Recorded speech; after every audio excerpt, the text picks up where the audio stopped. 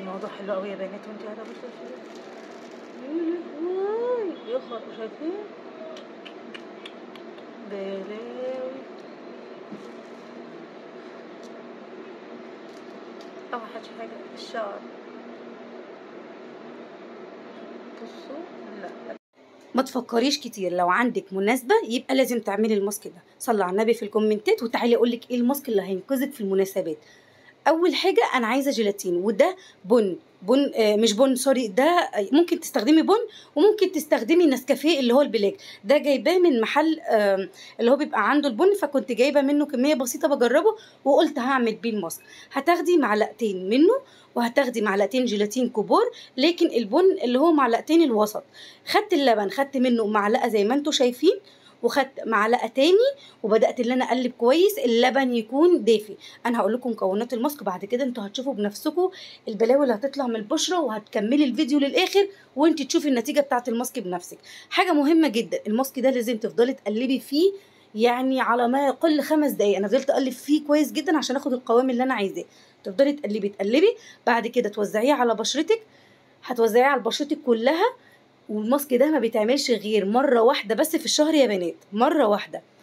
انا كنت عندي مناسبه ضروري ولازم اعمل حاجه تنظف بشرتي زي ما انتوا شفتوا البشره في اول الفيديو، مفيش وقت ان انا اعمل تنظيف بشره. عملت الماسك ده وفي خلال عايزه اقول لكم 5 دقايق بشرتك كانت بتنور.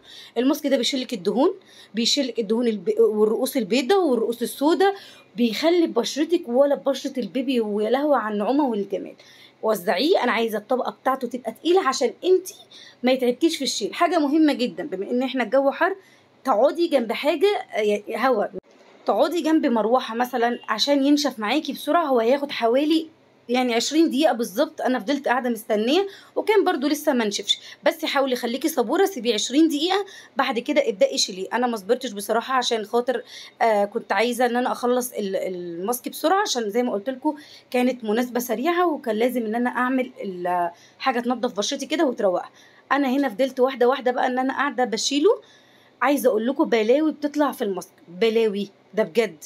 بصي يعني انت اصلا هتشوفي فرق شاسع وانت بتشيليه، فرق شاسع بجد.